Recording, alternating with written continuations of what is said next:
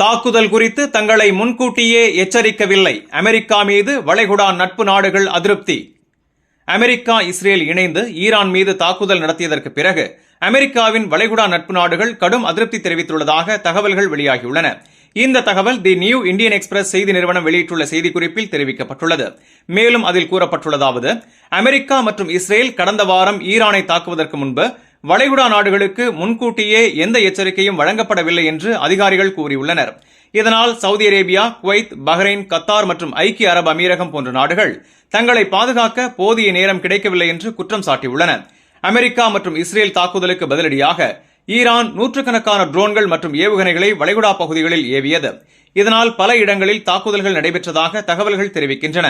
இந்த தாக்குதல்களில் குறைந்தது 13 பொதுமக்கள் உயிரிழந்ததுடன் சில அமெரிக்க படையினரும் உயிரிழந்ததாக கூறப்படுகிறது.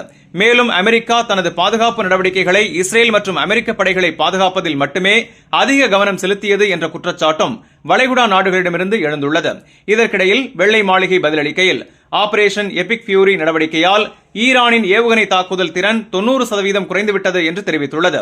மொத்தத்தில் ஈரான் போர் காரணமாக அமெரிக்கா மற்றும் அதன் வளைகுடா நட்பு நாடுகளிடையே புதிய பதற்றம் உருவாகியுள்ளது என்பது தற்போது வெளியாகும் தகவல்களால் தெரிய வருகிறது. இந்த செய்தி உங்களுக்கு பயனுள்ளதா இருந்தா வீடியோவை லைக் பண்ணுங்க, உங்க கருத்தை கமெண்ட்ல பதிவு பண்ணுங்க. மேலும் வளைகுடா மற்றும் உலக செய்திகளை உடனுக்குடன் பெற Gulf 360 நியூஸின் தமிழ் சேனலை சப்ஸ்கிரைப் பண்ண மறந்துடாதீங்க.